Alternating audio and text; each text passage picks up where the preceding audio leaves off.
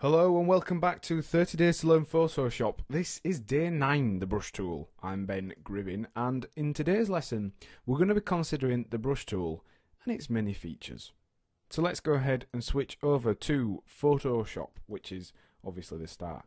So we're going to select the brush tool, we're going to show you how it works, how it can be used and all kinds of different things. So let's start by just showing you where the brush tool is and how you can access it. So you need to go onto this icon here, and it's called the brush tool. That's its official name. If you press B, that will also change you to the brush tool. Let's just show you that. Let's say we're on there. If we press B, that will return us to the brush tool. Okay, so that's how you get to the brush tool. Now we're just going to fill in this page just so it isn't hurting your eyes, and in order to do that you click on this drop down menu here. Now this drop down menu is your basic brush settings, and it allows you here to change the size of the brush head, and also it can change the hardness. So if we click on one of these standard brush heads, these are the built-in brush heads, we can change the size, and you can see there we're making this bigger and bigger and bigger. Let's go and change the foreground colour to black, just so we're not looking at those squares. And that's all you need to do to use it. Essentially, you just click and drag and draw. So if we just show you that again, this time we'll change the setting of the brush head so it's a little bit bigger, but the hardness is down to 0, so you'll be able to see the difference between the two. If we just select one of these swatches, that's a softer brush head. So you can see the edges compared to the one we'll do now. Let's change the hardness. You can see the edges are softer, more gentle, whereas these are hard, very contrasty edges. So you can use that completely to your advantage. Now there's some more settings for the brush tool up here on the options menu. We've got the mode, the opacity and the flow. Now those are three main ones that you will use. So we're going to consider the blending mode now. So if you click onto dissolve, what this will do is essentially add noise to the very edge of the brush. Now it's a little bit difficult to see when we're using the very hard heads, but if we just make a soft head, let's change it to softer head, you'll be able to see it's a lot more noisy, almost like spray paint in actual fact. So you can see the difference between that one, and that one. There's a lot more noise in that one. You can use that to add grunge, if you were painting in some leaves and things like that. To make it a little bit less obvious, you could dissolve the edges. Okay, so we're going to show you the behind mode now. This is interesting because it works essentially like layers, except it isn't. It's on one layer.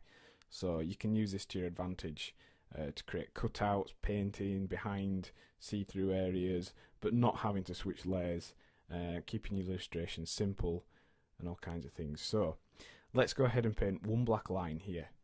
We'll do it in normal mode, so in effect it's going to be the top layer.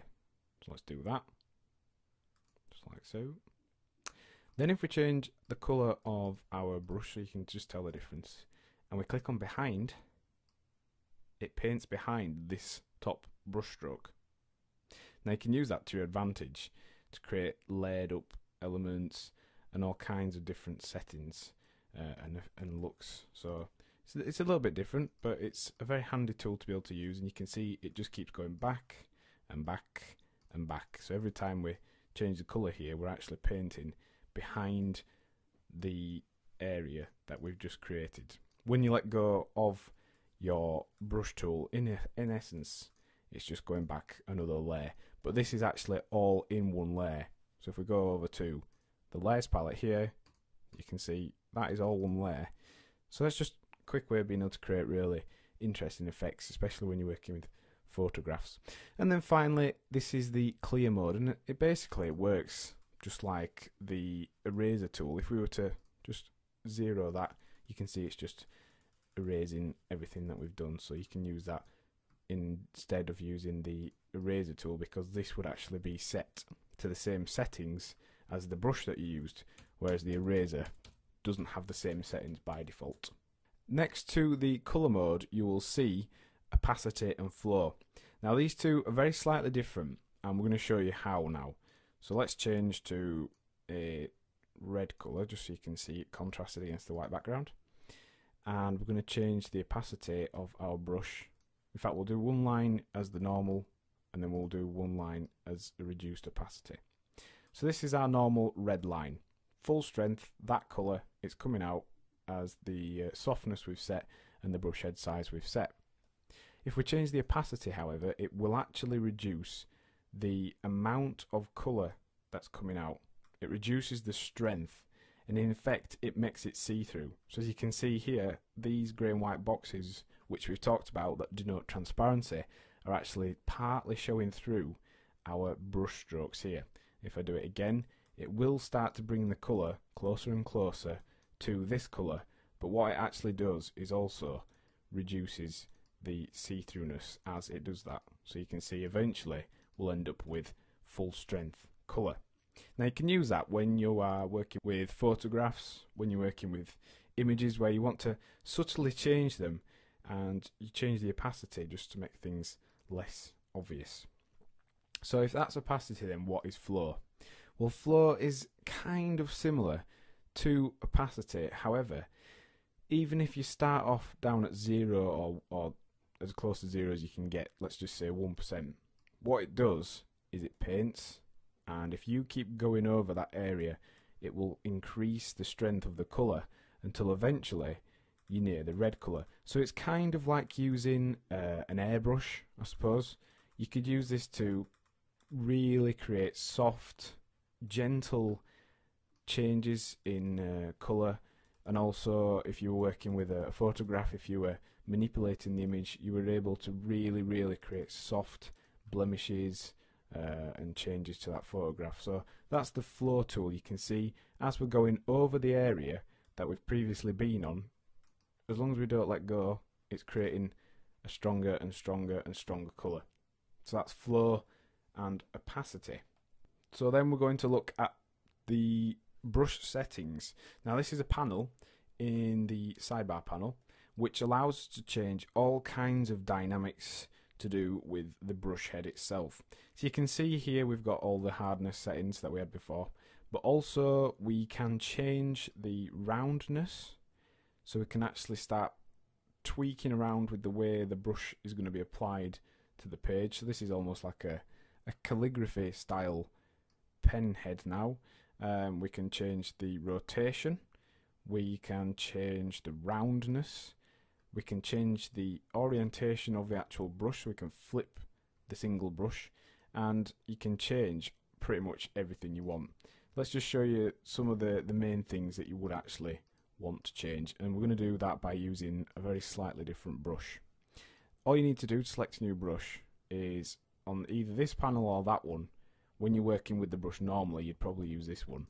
Click the drop down menu and just select your new brush. If it's a custom brush, you won't be able to set the hardness of it because it is a certain hardness, but the basic brushes you can change all those settings for. So let's click on this brush head here. This is going to allow us to show all the different dynamics and settings we can input. So you can put spacing in if you wanted, and this allows you to, as the name suggests, space out the different brush heads. So you could actually create the effect of having pop rivets using this one. Let's just change the size. If we show you that along there, change the flow back up again. If we go along here like that, that creates the effect of actually having pop rivets, and we can change the spacing again if we need to do so. So let's go onto there again. We can keep going, and we can also turn that off. Let's go back to the basic photo brush. That will just create a nice smooth line. If we go into shape dynamics, this is going to give us all sorts of jitter settings. So let's just go back to one of those screw heads, go onto the brush panel, and if we click on shape dynamics, turn those on. Size jitter allows you to actually create almost like chalk or wet brush watercolor style brush heads. You can control it by using your stylus wheel on your mouse, or if you're using a tablet, you can use that. And also you can have it fade out. So if we just show you that over here, let's change the size of that. If we go down here, it changes the size of the brush head fades it out. But also you can see, instead of it just being one of those screw heads, it has got like a sort of brushed effect. And that's from the size jitter. So if you were using stars and things like that, you could use this partly with angle jitter and roundness jitter to be able to create stars, snow, all kinds of things. The minimum diameter just tweaks this end where we're fading it out using whichever control we're working with, and the angle jitter rotates the heads of the screw in this case, and it does that randomly, so it helps you create all kinds of different effects. Let's just space it out so you can see a little bit better what it's doing. If we go back to shape dynamics and we change the angle jitter, you'll notice all the screw heads are changing randomly towards each other. And again, you can control that by the direction you're going in, or you could change it using the stylus wheel, pen tilt, pen pressure.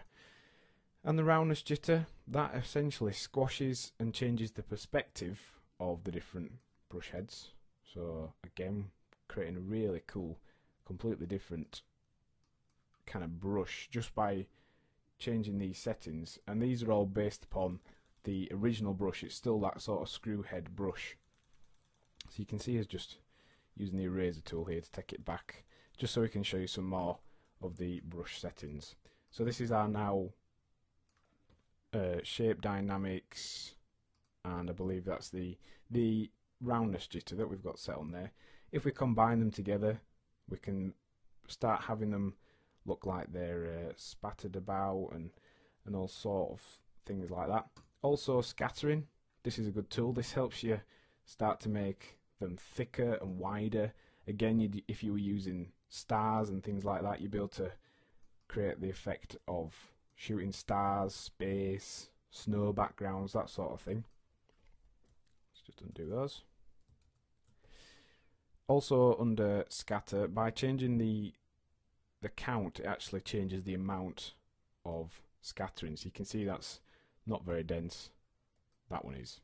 So that's how you change the count of your scattering. Dual brush. This allows you to, in effect, within a brush, paint brushes.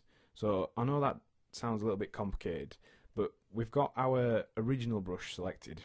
Now we're selecting a secondary brush, which is in effect going to mask off or stencil out those previous brushes. So I'm going to show you this by using a more dense first brush.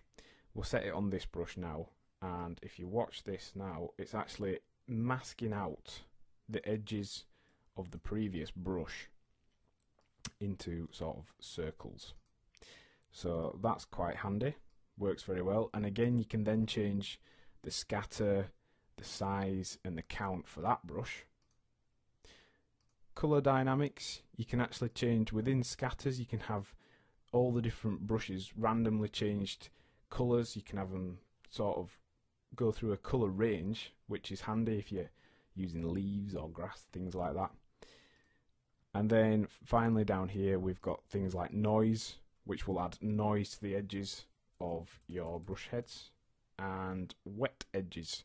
This is a way of being able to make them look like they've been stenciled on using watercolors or using some sort of permanent marker. If you just see the difference there, it looks very saturated and under contrasted and almost like it's got wet edges. And then finally smoothing, just smooths out the edges of the different brushes. So finally we are going to look at how to load in new brush heads. Now you can actually download and purchase brushes online from websites like graphicriver.net, and they're very, very simple to use. There's also free websites that offer them, and you can purchase grunge brushes and all sorts of different styles and effects. When you're working with photographs, they really will help you out, and also when you're doing website designs and things like that. Now these are the built-in Photoshop sort of default brushes, and in order to get to that menu, all I've done is clicked on the drop down brush window and then clicked on this new, the kind of preset brushes drop down. So if we go on the basic brushes, and you will notice it asks you whether you want to replace current brushes with the brushes from the basic brushes, which is a bit of a mouthful. Press OK, and don't save. So that's just reset our brushes to the default Photoshop brushes. If we wanted to load or switch to a new brush set, all you need to do is click on that new set. You can append it, which means it will be added to the end of the current set you've got, just in case you wanted to be able to use that again. And in order to load new brushes, all you have to do, hit the load brushes panel, and if we just type in ABR, and ABR is a brush file. Apparently we don't have any on the computer, but all you need to do is locate the brush file, and then if you go ahead and click on those brush files, you're able to load them in. It will ask you if you want to append it or completely replace the current brush sets, and also you can reset brushes, save them and replace them using this menu here. There's a number of viewing options. You can have them as a word display, you could have them with a larger thumbnail just to make browsing through them a little bit easier. So what have we learned in today's lesson? Well, we've looked at brush tool basics, we've looked at how we can change brushes, we've looked at how we can load new brushes, and we've also considered blending modes. We've looked at how to paint behind using dissolve and things like that. And the task for the lesson is to practice using the brush tool, changing your brushes and painting using different blending modes. So just practice and see what you can make an experiment on. Next time on 30 Days to Learn Photoshop, we'll be looking at the history tool. Thanks for listening.